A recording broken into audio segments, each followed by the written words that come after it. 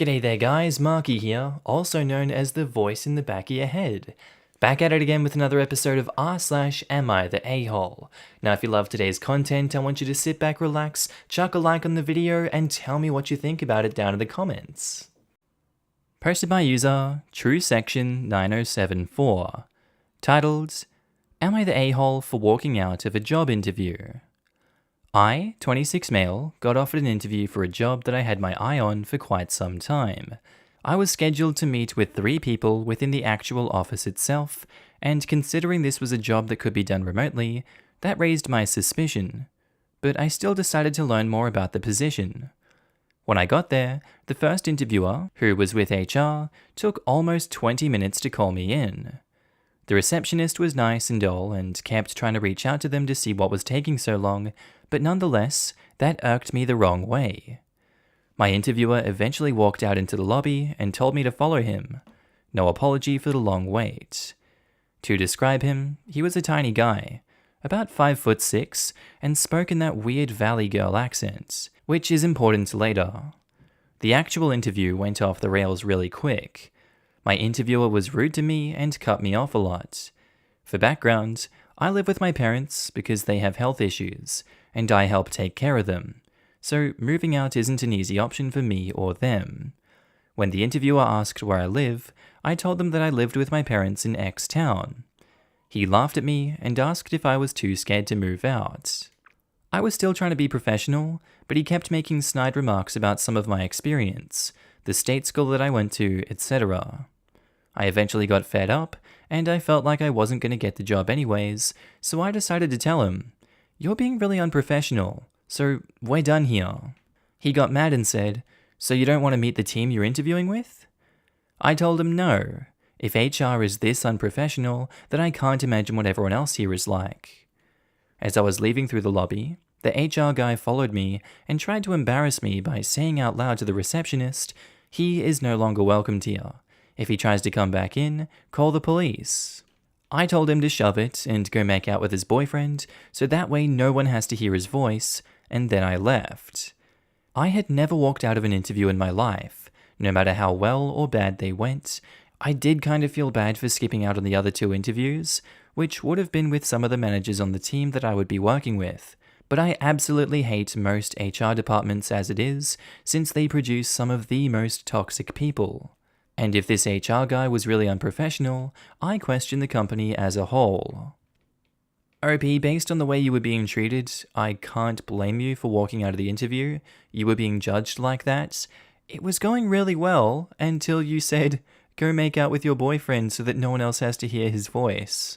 I get that you were getting personal attacks from their HR manager and that they should know better, but saying that was definitely not the right way to go about it, and that puts you into the a-hole territory as well. If you want others to treat you how you want to be treated, I really hope it's not too small a world in this job market, because that's only going to reflect badly on you as a person that you threw that insult back, nonetheless walked out of an interview. People talk and things come back. This reflects on you really badly, just as bad as it reflects on them. Everyone sucks here. This whole thing is just 2 a-holes butting heads. You were perfectly within your right to leave because he was being unprofessional, but did you really need to stoop so low with the final comment you made? Yeah, I would have said not the a-hole, but for the homophobic comment. Everyone sucks here. The HR guy is an a-hole for being insulting and rude, and you are also an a-hole for being homophobic. You were right to walk out, but from what I see in the comments, you keep defending your homophobia, which reverses any sympathy I might have had. You are clearly just as judgmental of the way this guy talks as he is of you living with your parents. Assuming someone's sexuality from their voice and looks, and then using that assumption to attack them is an a-hole move. I'm not even convinced that OP was right to walk out. Every company I've ever worked for has had at least one a-hole working there. It was premature to walk out only after meeting one person, and being asked to wait for 20 minutes isn't exactly an unheard of ordeal. You're the a-hole, OP. I'm questioning OP's entire recounting of the interaction, given how he clearly hated someone he perceived as gay from the start. I believe the HR guy was later, but that's about it, and probably less than the amount OP stated though. Posted by user The Food Uncle. Titled, Am I the a-hole for proving that my nephew does not have food allergies? Everyone's mad at me, and I'm going to be honest and say I don't understand why. I'm 17 female, my older sister is 22, nephew is 4. Around 2 weeks ago, my sister and nephew moved back in with my parents and I because she lost her apartment. I have no issue with that, but my sister claims that my nephew has all of these different allergies. She claimed he was allergic to onions, garlic, bell pepper, and all spicy peppers, and a lot of other stuff. My sister has always been a notoriously picky eater, and a lot of the things that she claimed he was allergic to were things that she didn't like to eat. I didn't believe he had all these allergies, and it ticked me off that my mum started cooking differently, and the food hasn't been as good since she came back home. Like, no garlic? I wanted to prove that she was lying. She went out Sunday to run some errands and left me with my little dude to watch. I thought it would be fun to make little pizzas for lunch. We made little pizzas with roasted garlic, spinach, and bell pepper. Just like I thought, he ate them with no problem and loved the food. I took pictures while we made the food. When all of my family got around for dinner, I showed my mum what my nephew and I did for lunch and told everyone he enjoyed his garlicky pizza. My sister got extremely mad and started yelling and screaming at me at the dinner table. She accused me of trying to poison her child. I told her that I was just proving what a liar she was and told her that she was a crappy mum for not feeding her kid food that she didn't like and telling people he's allergic so he can't try them. My mum ended up sending me to my room. I'm being punished because I did something dangerous, but in reality, I knew my sister was lying. I need to know if I'm an a-hole for exposing her for this, and I just can't see it. Am I the a-hole? Yeah, you are. Unfortunately, you were the a-hole in this situation, because your means don't justify the ends of this situation. Just because you called her out on her lie, you did it behind her back, and you're not the kid's parent. On the off chance that the kid was actually allergic to one of these things, you literally did just poison the kid and put him in a situation that he could have died.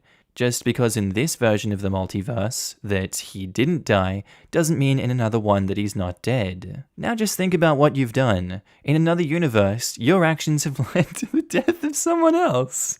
I'd feel pretty bad about that if I was you right now, OP. So, for that fact, you're the a-hole. Info. What was your plan if he had a life-threatening reaction? No, I'm just kidding. You're the a-hole. Absolutely. People like you have sent other people to the hospital on your quest to be right. If you don't like the way your mum is cooking now, you could try cooking your own food to your own taste. You already proved that you can do it to be petty, now you can just keep doing it. Right? It's like some horrible combo of, I'm pissed that mummy doesn't cook my dinner the way I like anymore, and I can't wait to rub my sister's face in how right I am. Not one single solitary thought given to the child's well-being. The only thing OP proved with this stunt is that they can't be trusted with their nephew. No kidding. Seriously, the only reason OP thinks she has any ground to stand on is because she was right. Well, whoop-dee-doo for you. But you potentially risked a child's life to prove it. Yes, it sucks when people, possibly as others have said growing out of allergies can happen, lie about food allergies. But it's way worse when people don't believe them and try to test them. Because lying causes annoyance and inconvenience. Testing can cause death. If you were wrong, OP, we wouldn't be seeing this post, because there would be no question you were the a-hole. Instead, we'd be seeing horrible headlines. Photographic evidence proves aunt killed nephew while trying to disprove allergies. You're damn lucky it turned out the way it did. We don't even know she was right. This proves nothing. Just because nephew didn't have an immediate anaphylactic reaction doesn't mean he doesn't have an allergy. Yeah, OP sounds like they think allergies are either you literally die the second you eat something, or you're 100% fine, and I'm not sure what they thought would happen if the kid reacted then and there. I have a citrus fruit allergy. It doesn't cause anaphylaxis unless there's a lot, which generally doesn't happen since I'm 31 and I can control what's in my food. But that doesn't mean I'm not allergic. I just get less extreme urgent symptoms. Posted by user APTO, titled, Am I the a-hole for leaving my friend's house because she tried to force me to eat vegan? Basically, I was at my friend's house, knowing she was vegan. She never had a problem about me eating non-vegan around her, so I didn't think it was a problem. But I knew she wouldn't make non-vegan food, so I packed my own. During dinner, she gave me vegan food, and I said, I packed food so I'll eat that, and brought it out. She then said that I'm not allowed to eat non-vegan food in her house. I didn't understand why, because she's fine with me eating non-vegan normally. So I decided to go to my car and eat there, and then come back. When I said that, she said, no, throw the food out and eat what I made. I said no, and then we got into an argument, and I ended up leaving early. She's been ghosting me on all social media for 2 days. Am I the a-hole? Edit. I get what some of the posts are saying, but most of you wouldn't have the same opinion if she was in my house and refused to eat meat. Edit 2. Some people are saying, you've never ate vegan in your life? I worded it wrong. I eat many types of food with vegan food, like lobsters, fish, steak, etc. I don't eat only meat, but I wouldn't eat an all-vegan meal, and she offered me a burger with artificial meat in it. You're literally just digging yourself deeper with these edits, OP. I really don't know what you're thinking. Your friend has every right to be offended that you're not eating the food that you agreed to come over and eat. It kind of seems like you sprung that packed food on her at the dinner table. That's really not cool. You could have told her ages before dinner time that you weren't going to eat, so she knew she didn't have to cook for you. But you chose this one opportune time to do it, and you made a big fuss of it. You even left the house to go eat. What kind of friend are you? You sound like a terrible person. Obviously, she can't force you to eat the food that she made, but it's really rude and inconsiderate, and shows you don't really care about her if you'd go to this length just to fight with her. You're the a-hole, you didn't seek any compromise, so it's your fault that she's ghosting you. You're the a-hole. It's her house. At least give the food she prepared for you a chance. Eating one meal without meat or dairy won't kill you. Sheesh. That logic doesn't hold up if the situations are reversed. If a vegan goes over to a non-vegan's house, are they obligated to eat a dinner with animal products and/or meat? Eating one meal with meat or dairy won't kill you. Sheesh. Sounds pretty ridiculous, doesn't it? Nope, bad argument. Vegans have to make an active choice to maintain their diet, whereas we omnivores don't. As in the West, the majority of meals by default have some sort of meat or dairy aspect. We don't cross any kind of moral boundary by eating only vegetables, while they do for eating animal products. Unless you have a genuine dietary restriction from eating fruit or vegetables, it's not the same thing. People are so mad about this, it's hilarious. Fellow omnivores, if you don't think eating vegan is a more difficult lifestyle choice, and that factory farming meat and its consumption isn't more harmful as a whole than the various other issues regarding farm labor and water usage, then you're deluding yourselves. You don't have to justify your position on eating it. Vegans can get crazy self-righteous, but the meat eaters in this thread prove they can be just as ridiculously hostile over frickin' nothing. Nobody is making you eat something you don't want to. If they are, you can just leave. Take a chill pill. But at the same time, why should a vegan dictate what the other person eats at all? Morals be damned. I mean, it's incredibly rude to refuse to eat the food your host has prepared for you without even giving it a try. I think the issue is that the standard was for OP to bring their own food. Then, without any sort of discussion, the friend demanded OP throw out their food and eat hers. This would be completely different if the friend had actually communicated that she wanted OP to try the food and to once not bring their own food. It isn't a standard for OP to bring their own food to her house. OP said that the friend doesn't have a problem with OP eating non-vegan around them. I assume that means restaurants, or at a non-vegan home, or like, at a work cafeteria. There is a huge difference between choosing to order a non-vegan meal while out to lunch with your vegan friend and packing your own food to go to her house and rejecting the meal your host graciously made for you. Posted by user Carrie May. Titled, Am I the a-hole for removing an unofficial neighborhood playground? So me and my fiance recently bought a house. The house has a plot of land next to it where a 2-car garage that burnt down a few years ago used to stand. The previous owner, rather than rebuilding the garage, decided to build a small playground on the land for the neighborhood kids to use. Apparently, it became pretty popular. But seeing as we do not have kids, and we have no plan to have them, we have no use for the playground. So when me and my fiance moved in, we quickly took the playground down. We are planning to rebuild a new garage, as it is something we really need. This caused a small uproar with parents in the neighborhood, and we got some yelling at us, telling us that we can't take it down as it's part of the neighborhood. One neighbor even tried to call the police, claiming destructive division of the public property. Some people's grammar just cracks me up. From what I heard, she was told it wasn't on public property, it was on our property, and we can do as we please. We've been getting a lot of crap from some of the neighbors, but honestly, we have many reasons to not want this playground. 1. I have long work nights as a nurse, and usually only get a few hours of sleep during the day. And this may make me sound like a monster, but I do not want kids screaming and playing in my yard while I'm trying to sleep. 2. There is a liability if the kid gets injured or worse. We could get in a lot of trouble. And 3. It is a complete eyesore. This is not some professional store-bought playground. It was made using old equipment that the previous owner and some of the neighbors found. Most of the equipment was very old and rusty, which again can get me into trouble if one of the kids gets sick or injured. So, am I the a-hole for taking down a neighborhood playground?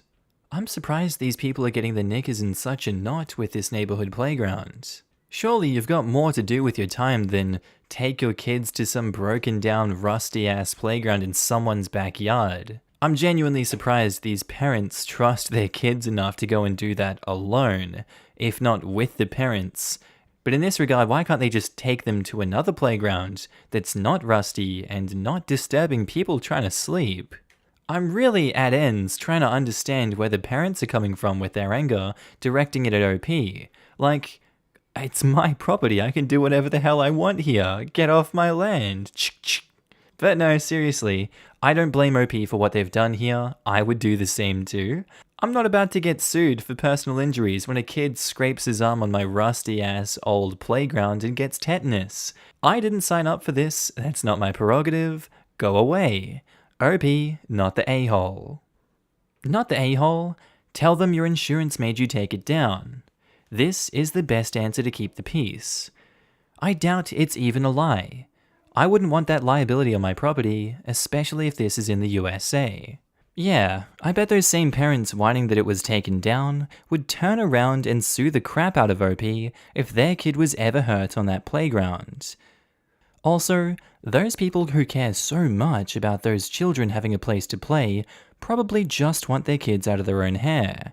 If they really care, they can all pitch in and build a new playground. Not the a-hole for your reasons listed. It's your house, and if a kid breaks his arm on your property, you'll get into trouble. I would imagine your insurance would go up a lot from it just existing. No idea how to handle the neighbors, but you can't leave it up to appease them. Is the playground still intact anywhere? Maybe one of them will be willing to put it up on their lawn instead.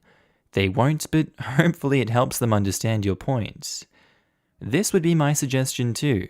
Give them all the pieces of the playground and tell them they can assemble it on their own property. OP says, most of the equipment was damaged when taken apart, as it was pretty old. The only thing that was still usable was the swing set, which we gave to one of our nicer neighbors when she asked nicely. I love this because when one of the jerks asks about any of the good equipment, you can tell them you gave it to the neighbor who wasn't an a-hole. Not the a-hole, I work in claims and insurance. If they saw this on your property, the insurance company would go nuts. It's not only a hazard in general, but if it's old, rusty, and not put together by a professional, then even worse.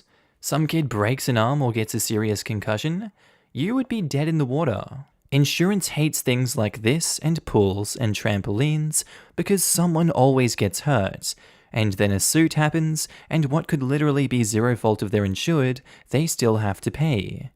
Like, if a neighbor trespassed on your property to let their kids swim without permission and one of them drowned? Yeah, you still could be on the hook because it's an attractive nuisance. Damn it, I really wanted a pool if I ever buy a house. What the hell?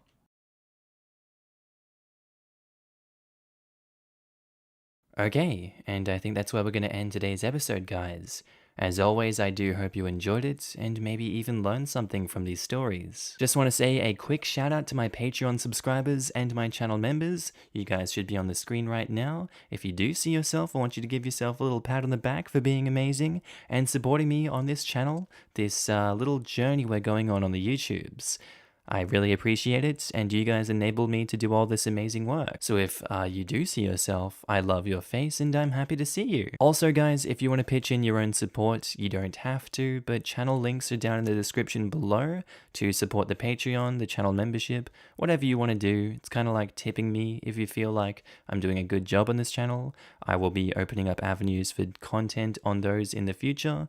Just right now I'm kind of bogged down and stuck in Ireland, but you know, it is what it is. Anyway, guys, with that said, I do hope you have a wonderful day today. Whatever you're up to, I'd love to know down in the comments below. I do hope you have a good day, night, sleep. Whatever you're up to today, tell me, and I'll see you in the next episode, guys. Bye.